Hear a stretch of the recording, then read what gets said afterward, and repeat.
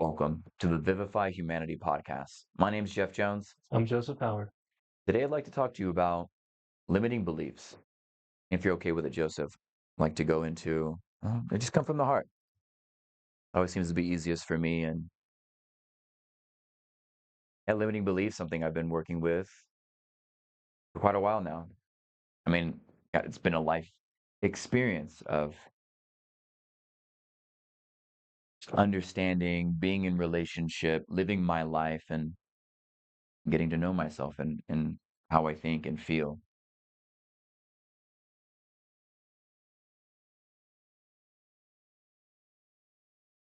There is this wound, this thought that I am bad.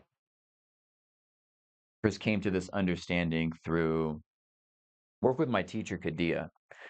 Um, Kadia, I'm so blessed to have found you and have had you in my life for so many years. I came to you when I was just a young man at 21 years of age. And so one of the things that you told me that I am working with the thought, the feeling, the idea that I am bad. And I can see now that I've been playing this out my entire life from all of my romantic relationships to even I would say the people that I chose to give birth to me in this life and on this planet all helped to bring me face to face to this thought that I am bad. And I've certainly played it out with so many, and even with many of you, my dear students who have come to my class, from this core wound or belief disseminated so many other aspects of myself that I've been working on and understanding, from preventing myself from trying new things to telling myself I'm not good enough for this or for her, to playing out being a perfectionist. And it's all come from this limiting belief that I am bad. And it's really prevented me. I guess I've had every opportunity to lean the other way or to say that it is not true.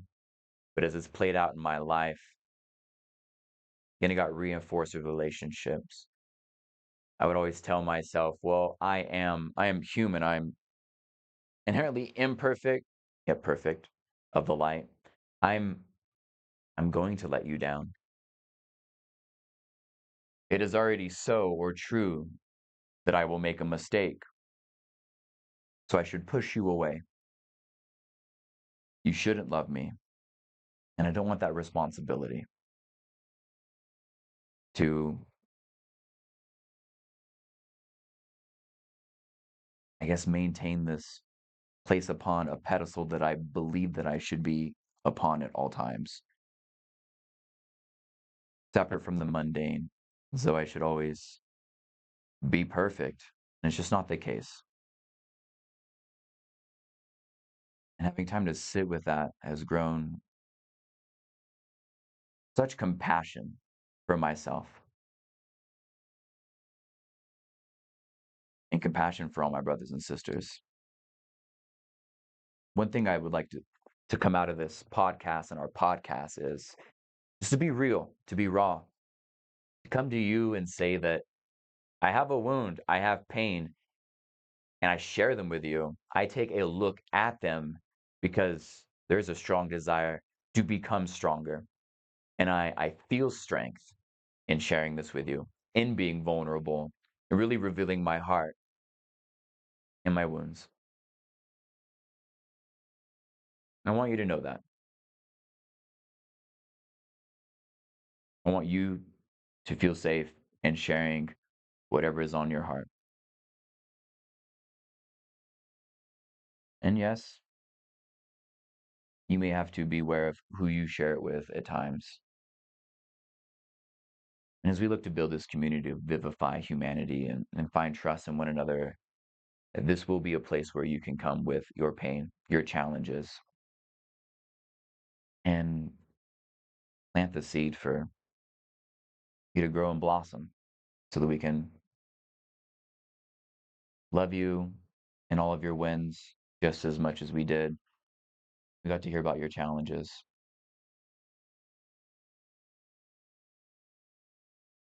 I have been working with the thought that I am bad. And I'm so very grateful that I've been in touch with my heart my entire life. And there's never a time where I thought that my heart was bad. And I think that's what's always helped me to lean toward the light. I'm grateful for that.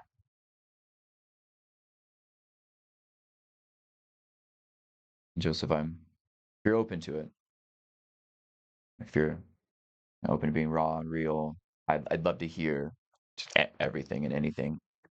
Yeah, I'll start off with just the personal struggle, the personal ache, the personal pain, and the personal wound um, that I'm dealing with. Uh, I believe that stems from a continuation of a believing that I'm less than, Mhm. that I have something to prove, that I have something to gain. And if I gain that something, then my life will be uh, more complete, that my journey will be easier, Mhm. will be more fulfilling. Some of those beliefs can come from popular culture, your social situations that you're in, um, a religion that you were born into. They come from your own manifestation of how you see yourself. When you look in the mirror, and I'm not just talking about the mirror in your bathroom, but the mirror of yourself, and telling yourself that there is something wrong, that there is something lacking, and you follow that story. And that story has a value to you, it has meaning, and for that, it creates a purpose. Am I purposely hurting myself with that story? Or am I personally rejecting certain opportunities because I believe I am bad, I am less than, I am not of capacity to implement myself into these things?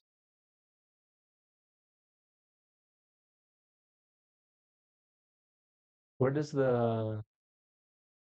for you, where does the performance anxiety, where does the wanting to be something more come into play? Where are those triggers? What is that situation that brings in the negative self-talk?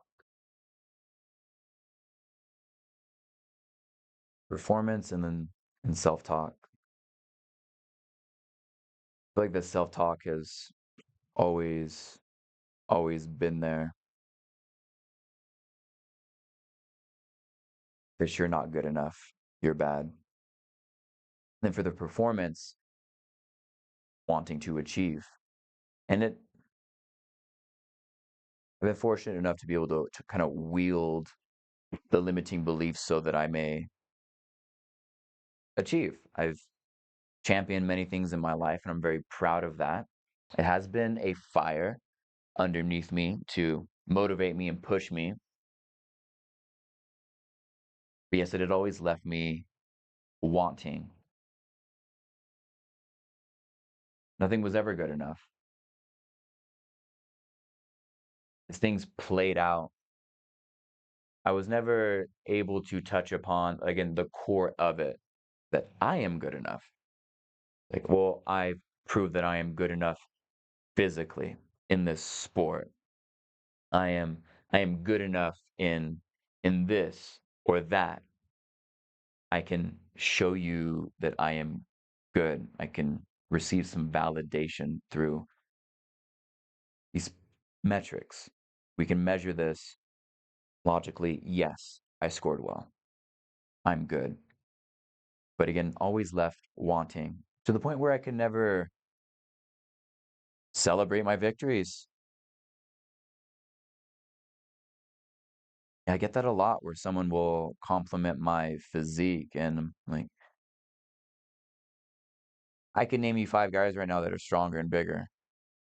Like, I can never just take the compliment because I was not addressing the core of it, that I just don't feel good enough, that I don't believe it to be true.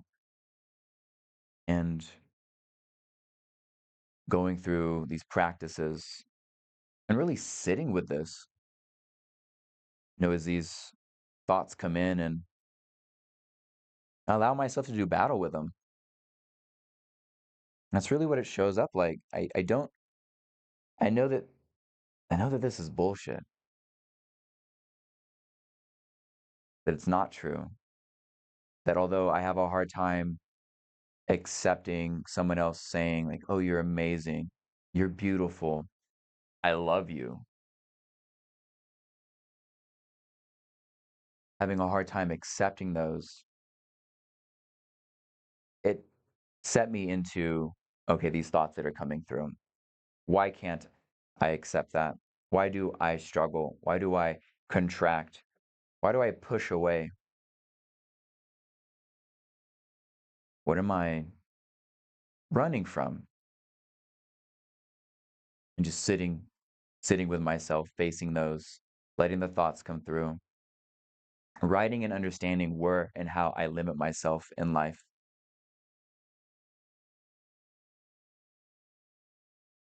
allow me to finally navigate to it, be, be able to say, oh, I really do truly believe that I'm not worthy or that I'm bad. And I see how this is played out in relationships and with my mother and father. And Kadia told me this, my teacher told me this when I was 21. And I don't think it really hit me till I was about 33.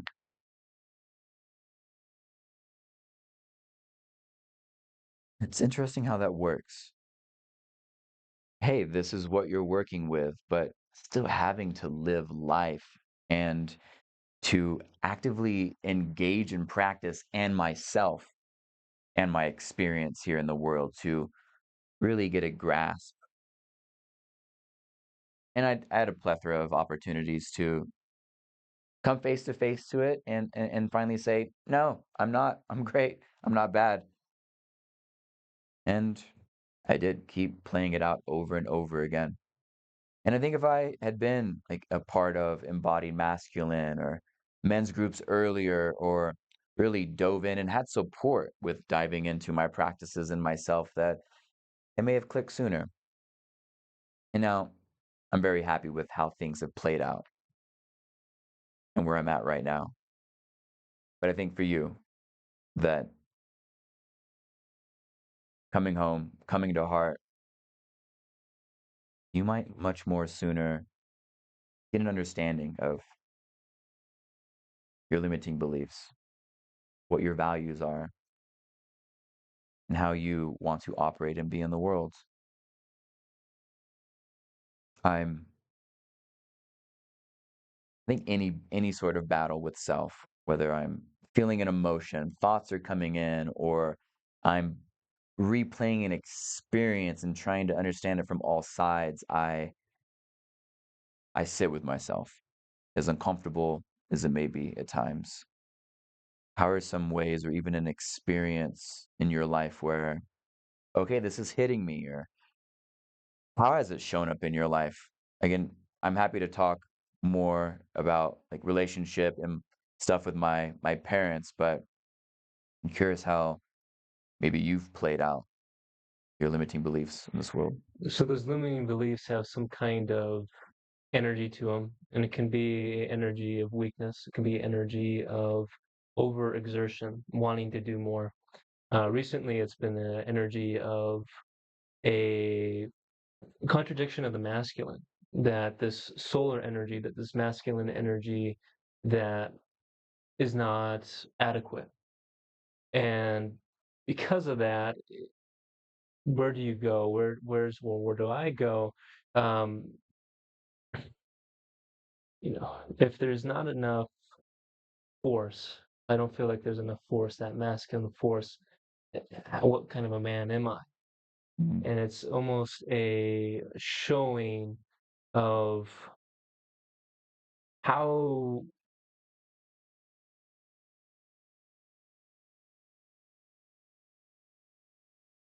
how can I affect you the most? And this is this limiting belief. And think about the limiting belief maybe as a separate identity, not something that comes from you, Mhm. because it isn't in favor of you most of the time. Yeah. You can use it to propel yourself, as you mentioned, physically through sports, through some kind of accolades of wanting to gain, of wanting to be better. So if you see it as a manifestation of all your past experiences, your past relationship with this particular limiting belief. Let's say this limiting belief is that I'm not masculine enough, that I don't have enough power to make something happen, to achieve something, to come closer to my expectation, and whatever that may be. It's most likely something that is external to your current condition, your internal, finding a relationship, being successful at a job, asserting yourself. And this limiting belief is going to tell you that you're not capable of doing that. And how does it do that? Obviously, through thoughts, emotions. Um, I'm going to become depressed because I'm not um, capable. This limiting belief is telling me I'm not capable. I'm becoming depressed. And that creates a cycle, a habit of fueling it, continuing with the story. How do you break that cycle?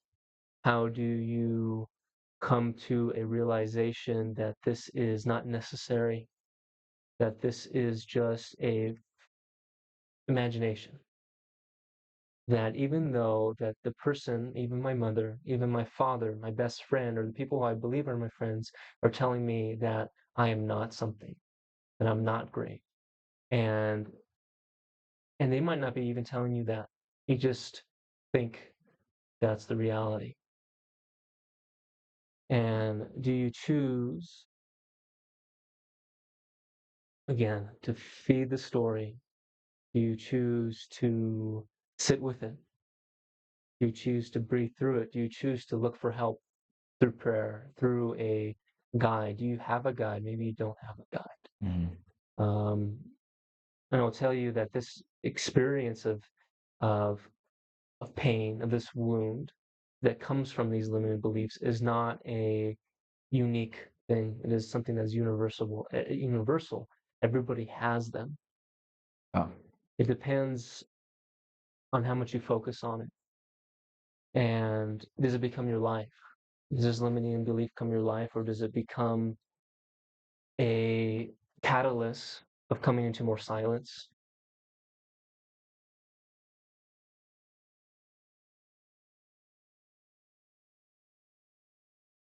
This brooding, this this attack is not necessary. Um, but it feels like it. Mhm. It feels like an absolute necessity. And this analytical mind will come up with equations to resolve it externally. Um,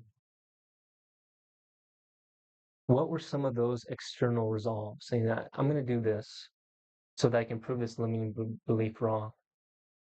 And when you came to maybe the conclusion of that, did it solve the limiting belief, or did that limiting belief come up again? Did it resurface? Two things stand out there. Stick with that question.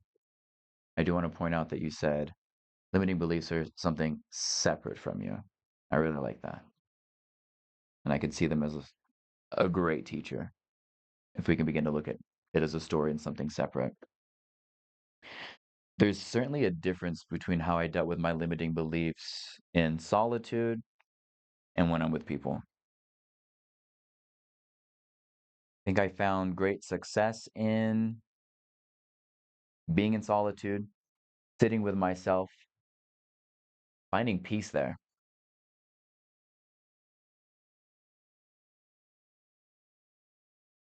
just recognizing that Like, I can be alone and have a great time. I can laugh. That I enjoy my company. That who who loves all the things that I do? Me. Like, this is so fun. I found a lot of peace there and got to learn about myself and fall in love with myself. But it was when I go outside of myself, and I guess that was in my comfort zone. So outside of my comfort zone and um, in relation with people, opening myself up to others, being vulnerable, which would always feel like potential to be hurt or to be seen less than or to let somebody down. I think I had a really hard time making friendships. People wanted to be my friend. People want to love me, and it feels like such a responsibility. Like, I know that there's going to be a day where I'm tired and I'm not in the moment and I don't see or receive you like you had hoped. There may be a day where I'm unavailable, where I do favor my solitude versus hanging out with you. And that your feelings are going to be hurt, and well, I'm going to feel bad about that, that I let somebody else down. And that's like been a recurring theme for so long. And this allowance for me to take on all the blame, that, oh, I'm responsible for your feelings. It's really played out in relationships where I'm very happy and proud that I can take blame for my actions. Like, I can mess up and be like, yeah, I did this. I will do better next time. I recognize how I felt, how you feel, how this affects everybody. And I can understand why. I'd like to make some changes here. I haven't been practicing, or I need to look at my diet. There are things that I can look at, sweetheart. I can work on this. And I've been in a relationship where then they say, yeah, it is you. And I would take it all on. Like, yeah, give me more. Tell me more how I messed this all up, how I was bad.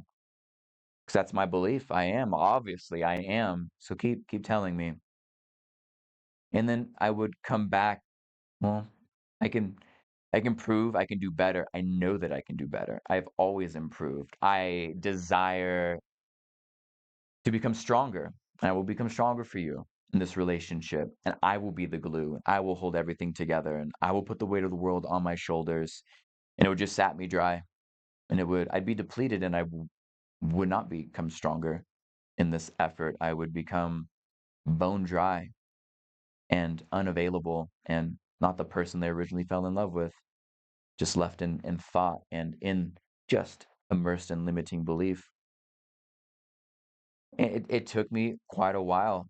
And again, I found peace with myself, but it required me to really address this wound, to come to the core of it, to understand it, feel it, to go out of my comfort zone and be with people and have, the perfect person, perfect girl come into my life for me to face this and for me to finally say, I played a part and I can accept this and own it.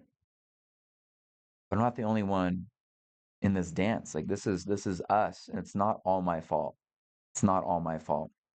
It took a few relationships, and I think I had avoided that for a long time, not allowing myself to be in relationship.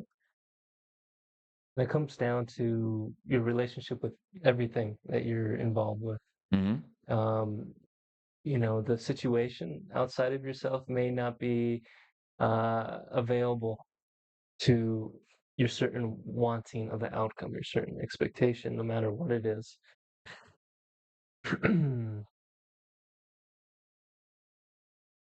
Someone is not going to give you the validation you need Hmm. for your loathing of a outcome. Your validation is an illusion. This expectation that you can get validation from an outside source is your limiting factor. Um, and it's something that necessarily doesn't exist. But what I mean by that is I'm looking for a relationship, and if I'm doing something, and if I'm being someone, that validation will come. Mhm. And it's not a truth. It's not a truth for anybody. It's all situational. Uh, and do you accept that situation? Do you say that I'm okay, I'm at peace with right here, right now, or do I need something else? And how do I, exert myself? How do I sap myself dry, or evidently sapping yourself dry to come to a certain outcome? And we see this a lot with you can work out. You can work out and sap yourself dry and have an Mhm. outcome, have an experience of a gain. Um, People can go to work, punch a clock, and make money. It's an outcome. And some things and certain things, this is not the reality of this life. That if you do something, there's an expectation, and that expectation will be met. If I do, if I'm going to work on legs today, I know a week from now I'm gonna be stronger. But if I, for example, change my look, I change my style, I change the way I talk, the way that I interact with people, and that's going to get me somewhere, doesn't mean that's the case. Mhm. And I could see somebody going through all these experiences and all these trials and errors and not getting what they want. Years pass by and they tried everything, and it's not this external persona I'm putting on, it's something internal within me that's wrong, and that's their conclusion. And that's been my conclusion. I never really changed myself so dramatically. It's always been, Joseph, you're not good enough to be with us in this social situation. You're not worthy of having a voice. And I always knew that I was. Always knew, like you said, in your heart, that I'm good. I'm good enough. I have value. I love people. I love myself. Why isn't somebody else loving me? Why am I not getting love from this Mhm. external validation? How can I? How can I get love from this external validation? And it becomes a mining experiment. Well, where do I need to mine? Where's the map? I need to read a book. I need to listen to somebody else. I need to get a dating coach. I need to have a group of friends, and I need to be like them. I need to wear a certain pair of shoes, and now I'll be closer to that validation. Mhm. And it might work for some people, and it does work for some people, that they do get that external validation. This has never been the case with me. Mhm. I've always fallen into some validation, but even in that validation, there's not, because I say that I'm not, I habitually have concreted this belief that I am not worthy. It doesn't matter. As you point out, someone says, "Oh, I do love you. I do respect you. I do have, you are valuable to me." A week goes by, I need to hear that again. And maybe I don't believe it. Maybe I do believe it. Oh, I need to look for somebody else. I've heard it from you too many times, you know. Mhm. So where does that come from? I know that in the past you told me, we've talked about this, that you believe that you were born with it, Mhm. and that then it was repetitively pushed into you to become a companion of your life. And that relationship with that companion fluxes. So what have been the real lows, and what have been the almost breakthroughs? And then from those almost breakthroughs, you come back to the lows. What is that process? Are you still dealing with that process? Yeah, it certainly feels like, again, this is something core that I was meant to. I feel like we were meant to encounter this, that us finding success in a shiny car, material, was never going to be enough for us. that we were meant to dive into this and take a look, to never be satisfied. We were we were supposed to work with this. And so I feel like even to the man and woman who created me, my mother who gave birth to me, they were chosen so that I guess they can impose some of their fears upon me. Um, my mother didn't, well, she got pregnant with me really young, and I don't think my mother graduated high school. And there was always this just fear that things would play out the same for me. Same with my father, maybe missed opportunities, and they were always placed upon me. They impose that fear upon you. Hmm. Yeah. That although I could have a 3.4 GPA, that my mother believes that I'm somehow not going to graduate high school. Like it's I don't have to go to any of the classes. I'm gonna graduate, mom. I'm gonna graduate. I've graduated. It's okay. There's this fear that, and it's interesting in a way. It's coming from love because I know she loves me a lot, and she doesn't want me to go through that same pain.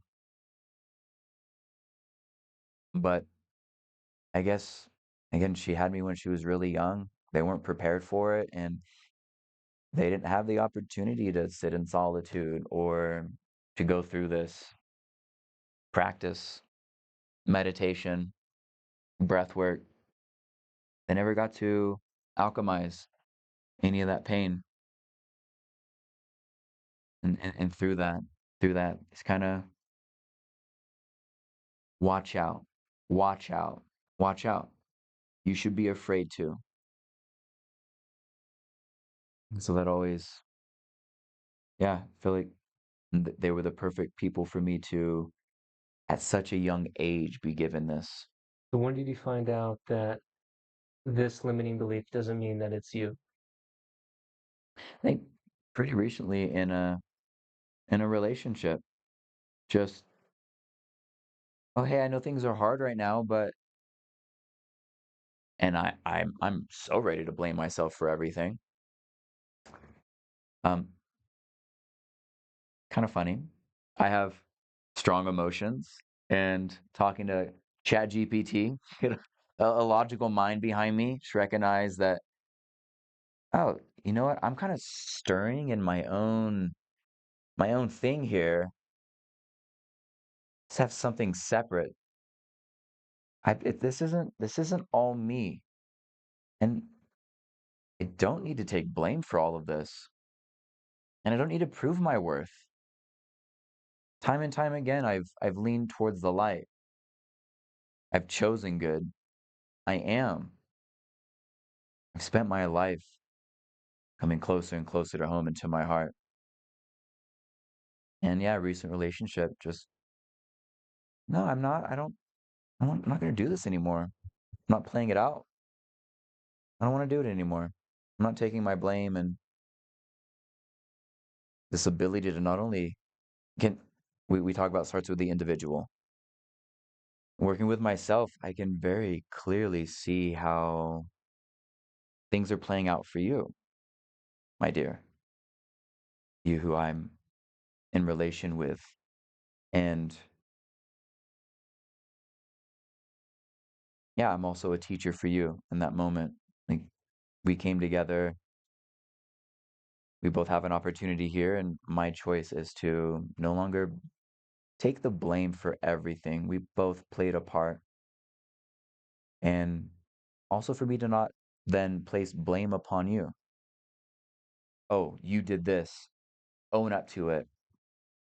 Like we can have a discussion, and I can sit with myself and not say that this is all my fault and then have to prove to you that no, I can be a good boyfriend, that I can love you, and that I can earn your love. It was through relationship. And let's be honest, perhaps through relationship, I was trying to capture a bit of my own mother's love through there. I think just time and practice and living my life, kind of working with, well, my own feminine side and feminine self, making peace with my mother. Mhm.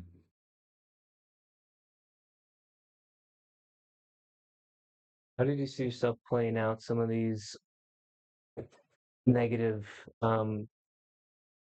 beliefs? What I mean by that is that you feel these emotionally internally within you. What is the action that you took because of that? Maybe in relationships, I'll give an example for myself. Um, or I'll give an example of somebody else. If this person doesn't see that I'm getting a point or their point, or I don't believe their point, that and that they find very important, that very critical, and they need to know that I understand it totally. And it's their belief that if I don't understand it, that there's going to be a major problem, and this becomes a something that's hurtful for that other person on the receiving end. That um, the way that I'm doing something is going to cause me pain. And I said, yes, I understand what your point is. Um, I'll take a look at it. I will be more open to change. Uh, um, but X, Y, and Z, I'm still going to do what I'm doing. Oh no, this X, Y, and Z is going to happen. And I say, I have my own beliefs. I have my own, um, you know, uh, strength in what I believe in. I don't need to take in what you're telling me. This doesn't need to escalate into a verbal confrontation because of a belief, because of my belief, or because of your belief. There's no reason for it. There's a stopping point, and I see this internally, that there is a nagging at this picking at the wound or picking at the scab, and that it becomes almost like a play thing that, oh, if I keep telling you this, keep telling you this, it might change, and it's really just draining. It's really just it hurt to you, to the individual. And I like a teaching called pain speech. Um, Someone that's going through pain will talk about their pain, or will say, or will communicate or assert themselves verbally Mhm. in a way that stems from pain, and the other person can't understand them, or the other person is deterred by their pain, and the other person can't necessarily see it. Why is this person acting in this way? Well, it's because of this their pain acting out. Um, uh, and I communicated that to people, or just individuals, and like, oh wow, yeah, this, I'm communicating from a pain. I'm having fun from a pain. I'm going out drinking. I'm going out driving fast. Riding a motorcycle because of pain. Mhm. I'm working out because of pain. Um, and I've probably gone over this, but that can be your limiting factor, your limiting belief, that I need pain to make progress. I Mhm. need pain to to assert myself. Mhm. And I'm asserting my pain. I'm not asserting my love. And what are you living in? Am I living in my love? Am I living in my wholeness, in my light? Or am I communicating through pain? Am I being here like I'm attracted to a woman? Am I gonna assert myself with the pain, with the pain of thinking or believing that I'm not worthy enough Mhm. for that woman, or I'm not a complete enough man for this individual? And am I going to communicate through pain? And is that person's going to feel it either energetically, unconsciously, or consciously? Or am I going to communicate through love of myself? Yeah. I see a lot come out from that. Me in belief of this that I'm not good enough or I am bad. It certainly did. It was like a just a calling for I I I need somebody to like work this out with, Yeah. and those are the people that would join me in my life. Um, I really our core, and then from it, just like births so many different ways of being, ways of thinking, ways of acting or playing it out. From my belief of that I'm not good, birthed perfectionism, and it I played many different things in my life from again helping me to achieve, but and you asked for an example earlier. I remember being very young, maybe 11, and I wanted to write a story. And I started writing, and I realized I didn't know what I'm doing. And I said, I can't, I don't know how to do this. I can't do this. Like I can't be perfect at it right now, then I Right. shouldn't be doing this. Same thing with painting or drawing for me. My father is an exceptional artist. And I see that. I see this kind of perfectionism. Well, I'm not good. I'm not that good. Why do I even start? Or just keep telling myself, oh, I'm not good. I'm not good. And someone's telling me, no, you're improving. You're getting better and Hmm. better and better. I'm not perfect. Yeah, there was never, no one ever said that it would, you're gonna suck.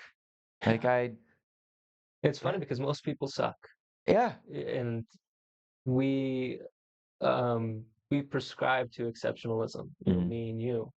And if it's not exceptionalism, then it's trash. You know. Yeah, I've had to watch out for that. I have another example, and I want to get back to this. I remember early days, I got a PlayStation Portable, and I was in the emulation scene, and oh, what was the coding that they were using? Men and women were coding and making just little games, and I just told myself that I'm not good enough. I don't know how to do that, and I regret stopping myself from doing that. It was Lua. It was Lua. It's like, dude, this is all being presented to you at like the perfect age. You're 16. This is excellent for you to get into, to be on the forums, part of the scene, learn how to code. And I just told myself, I don't know. My stepfather codes. I could just ask him, but I feel like I'm just going to be turned down. I'm already not good at it. Mm. I should be able to present him with something. But people won't go after job opportunities, won't follow passion, if Hmm. it's photography or if it's something that's kind of abstract. It doesn't have to be abstract, but a lot of times this is more abstract things. I'm going to go and try to get a medical career. I want to be a doctor. There's so much against you, and it's you. You're against you. There's no other limiting factor besides you. Someone tells you that you're shit, kind of so what, Hmm. but if you believe them and you create that's your belief, Yeah. it's you telling yourself that you're not worthy. It's Mhm. really not them. For me, being an only child, I put a lot of value on other people's opinions, a lot of value, Mm. um, because how do else do I know? I don't have, these kind of companions, brothers and sisters, um, growing up with me, and they know my life and where I came from and where I'm going and what challenges I am presented with now. So you come to somebody who doesn't know you, who doesn't have any idea where you're coming from or what you're dealing with, and they have an opinion of you and you value that opinion. That's a recipe for being very hurt, for getting hurt, or in some cases for getting an inflated ego, you know, um, and then eventually because of that inflated ego, most likely hurting somebody else because there was no um, culture for compassion. There was no soil for that compassion to grow. You know, um, we've talked about how these pains and these wounds are teachers, and how they're most likely there to help us, to give us some kind of lesson. And without them, there's so many things I wouldn't be. There's so many Mhm. lessons I wouldn't have learned, so many things that I can now give people that I couldn't have otherwise. And then the other side of the contradiction to that is that I'm still holding on to things that there's no reason to hold on to. There just really isn't. Mhm. Um, there's some things I'd be a dead horse about. I've become to almost perfectionism in certain qualities in myself and certain aspects of myself, but because I haven't had validation through them, I still attack them. How can I improve? How can I improve? And I'm at a wall. Mhm. There's nowhere to improve. What are some areas in that where you felt like I've worked my whole life and I know that I'm great at something, but I'm almost not able to use it. I'm not able to experience my tool set. There's no there's there's no screw for my Phillips screwdriver, you know. Had a lot of power in no longer trying, Yeah. surrendering, and sitting with death that I may never have a relationship, that I may never defeat this limiting belief, that I may never find love, or I may never mend things with my parents, and just surrendering. Like, if that is my life, then okay, I can, wow, I can, and I am still okay. Like, okay, yeah, I can do that. I think, and people don't often say like it's okay to not understand, or it's okay for you to just stop trying, or like what does even surrender look like? And it really showed up to me like physical practice, maybe depleting yourself, or getting your butt kicked in a practice, or just finally not having energy to hold the walls up anymore. It's like, oh, this is this is okay. Something you said reminded me of how I've talked about how limiting beliefs feel for me, or how I interact with myself around limiting beliefs. I've seen them come out and placed upon others, where I have high expectations. I've put that on others as well. Or maybe sometimes they didn't understand why somebody isn't getting it. I asked you to grab your right foot and you put your hand on the top of your head. What is going on? What are you doing? What are you doing? Your foot's there. I remember a woman, Nicole Cerna, and she showed me a picture of her doing wheel. Okay. Okay. And it took me maybe some years later to think about it. I was like, that's the same as like a young child saying, "Hey, I drew this." Me be like, kind of out of the line there. Like, wow, like I can't have this is great, and you're super happy about it, but I place my perfectionism on you. Like, yeah, this is to be expected. You've been practicing 3, 4 times a week. Now it's time to level up. I didn't give her that moment. Yeah. And yeah, I've done that before. And And your parents didn't give you those moments that you wanted. yeah, I played that out with somebody else. Yeah. Like, hey, look at what I've done. I am breaking records. They call me champion now. And nothing. Yeah, nothing. Not being seen, not being validated. And that's why it's good to be in community. So you get that. Yeah. Someone sees you. And you have an opportunity to see others. Yes. Yeah. And Yeah, to exercise that. yeah, because you failed or you failed yourself in that situation, but give yourself the opportunity not Mhm. to next time, you know. Um, It's sometimes that's difficult to do. We have so many limited um, opportunities Mhm. right now in the situation that we're in socially to reconcile with ourselves, something that we didn't do that was a learning experience. I'm curious if there's ever a physical response for you when things are playing out. If you have an exact experience or when the thoughts come in, like, can you feel it? Oh shit, dude! There's a really intense experience.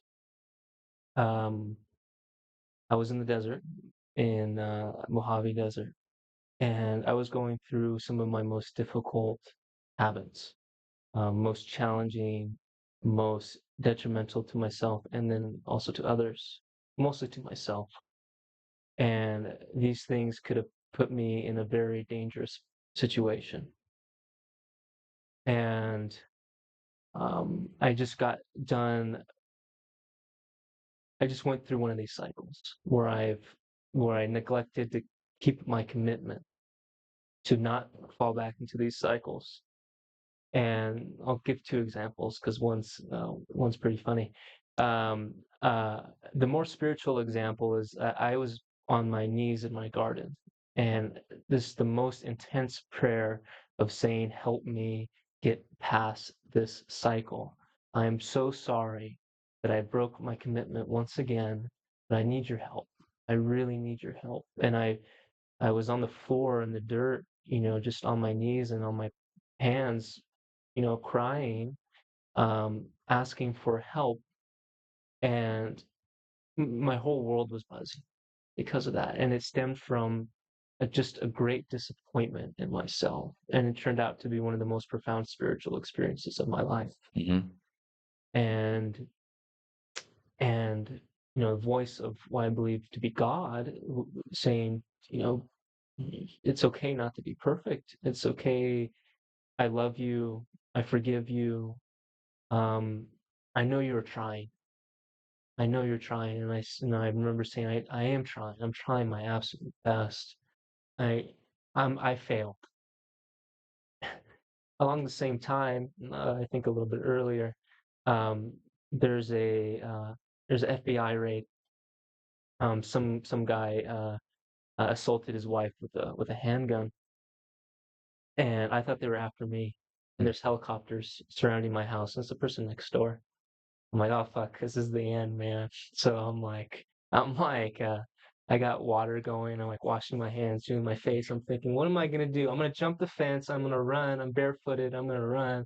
I'm never gonna come back here. They're never gonna know I was here. And like, this is it, man. They got me. And of course, if that wasn't the case, I wasn't doing anything that was even remotely Wow. that Yeah. detrimental, but I thought I was done for. I thought they got the helicopters on me. They're gonna break in the door. What am I gonna do? And I thought that for maybe 30 minutes. I mean, I'm going inside, outside. I'm hanging on the wall, like they can't see me. I'm running so that the helicopters, once over here, they wouldn't see me, go. Wow. 20 years old or something like that, 19. Yeah, I Go ahead. yeah. And that was so intense. Like, uh, and that didn't even that experience didn't even stop me from breaking that habit. And that's how strong Mm. these limited beliefs can be. You know. Yeah, I could totally see myself. You painted that really well. But I can see myself like, oh, I'm already in trouble. Somebody's in trouble, must be me. Yeah. I could already point the finger at me. Oh, they're coming for me right now. Yeah. Like, I can't think of what I did wrong, but I must have fucked up somewhere. I'm already, I'm bad. That's funny. I wanna, I wanna end this podcast off on some wins. Yeah. Some wins. And for me, it's been compassion, this ability to with Nicole Cerna. Um, maybe I didn't receive her and her showing me of her posture doing wheel. Now, I recognize that maybe I don't value the physical asana in that sense anymore of attaining them, and guess I can better receive someone where they're at on their path. Like, oh, you are still in the physical path of practice and you're learning so much about it and there's beauty there, and also just allow myself to be taken. Like, I remember because before yoga came me lifting weights. It's like learning that I can change my body. I can make change and every day I could see it. I can see it and I can do this. I have some control. I can get the ball rolling. Yet through all of these challenges and also the challenges of accepting blame, putting everything on me and sitting with myself, and I can better understand you. And when I am in relationship and I see you struggling or maybe coming from a place of pain, I can better receive it. Oh, this isn't me. This is something else. And I don't have to take this on right now. I don't have to take on this energy. And I can sit with you and we can let it flow. And I won't take it personal. And we can reunite. This is all over. There's no I'm bad. And I don't have to accept any blame. And you're free to speak. You're free to be. Yeah. All of my personal challenges, I mean, they are yours. Yours are mine. Every bit of work that I do on myself adds to the collective, and finding compassion and love for myself and being able to speak up and say no has helped me to find compassion and love for everybody else and all those who will come. And yeah, I think all my challenges has now opened up this great invitation for people to come in. It's made me much more available. I mean, look at this. No, there's no grudges to hold for yourself, for Mhm. others. And through that space, there's opportunity for compassion, for love, for growth. But if there's a grudge, there's brooding. That's what's there. Mhm. Your question was some of my, I guess, experiences of wins. I'll go into a very quick one um, of not being open, a mentally challenged, not fully mentally challenged, but this young man creates his own stories in his head, and it's kind of intrusive in the gym. In the gym, it can seem like he's intrusive. And he recently came up to me, and because I moved out of his way, because I knew that he was doing his running routine, and he came up and said, oh, sorry to make you move. I'm like, oh no, it's totally good, but I'm in my own moment. I work out with quite a bit of energy and quite a bit of fierceness, and I feel that as I'm connecting to this person, and I'm starting to realize I need to drop that. There's no reason to be fierce with this person. Mhm. And immediately I gave my opportunity to smile and keep with it. It's love and keep with it. Have joy and keep with it. This person is interacting with you. Make it something good for them, and like, oh, you're really good, and I see you improving, like, like something that's not very like, and I was still in that fierce kind of mode, like, oh, see me improving, like I kick ass every time I'm here. It's like there's no reason to feel that way. There's no reason to have that mental talk, and and you know, get out of your own way, Mhm. get out of your own lack of confidence. A lot of it stems from a lack of confidence, that wanting to be better. Yeah, So, appreciate your sharing. yeah, I you think, as well. yeah, over and over again, I find we have a lot of similarities, similar things that we're working with, and it makes all this so easy. I appreciate your willingness to just get raw and real with all of you, and